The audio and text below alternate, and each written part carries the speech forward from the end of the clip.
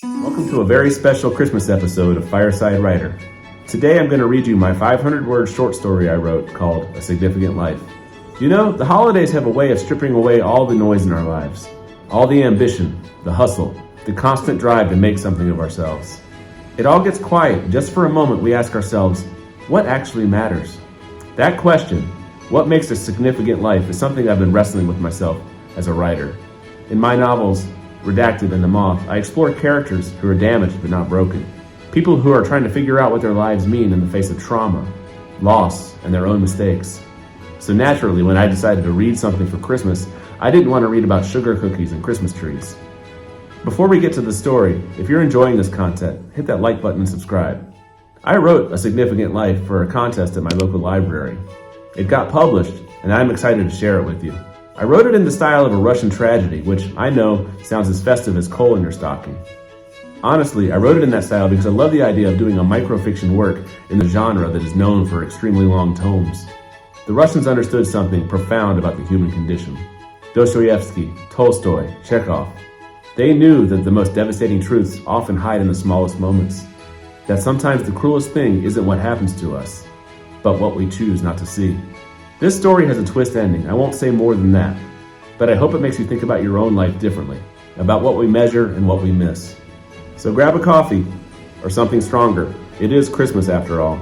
Get comfortable and let me read you a story. Here's A Significant Life.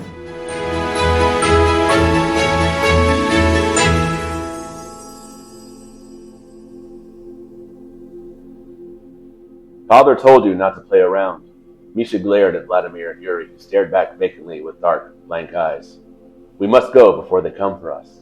Misha shepherded his brown-haired younger brothers as they darted stealthily across the floorboards, clinging to the shadows in the stale, damp space. Why are you back so soon? And with no food?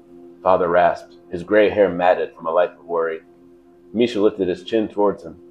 There could be trouble. Father's face darkened. Let us hide. The four cowered and Yuri sobbed. Why do they hate us? Why must they kill? They do not hate us. They are scared, Father whispered as he peered from inside the wall and across the space, illuminated only by the faintest of twilight peeking through the shuttered window. Scared? But why? Because of something our ancestors did many years ago. Something that killed millions of them.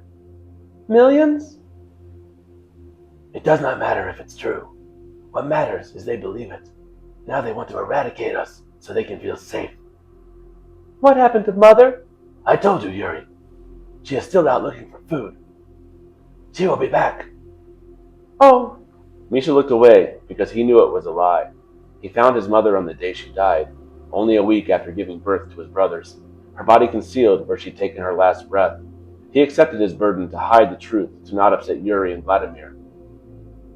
Father, I am so hungry. We must wait until tomorrow, Yuri. It is not safe now. Vladimir stepped outside of their hide.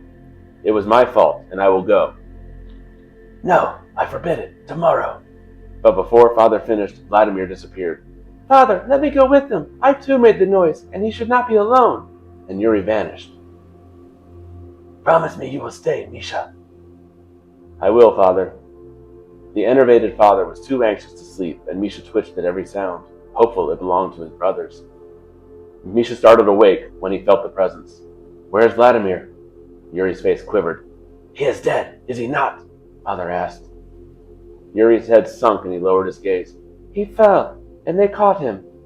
Father closed his eyes in prayer. But Father, I found food. Yuri presented a large morsel. Misha's sadness filled his stomach. I am not hungry. Eat, Father. You need your strength. I tried it, and it is good. Father took the food from Yuri and ate.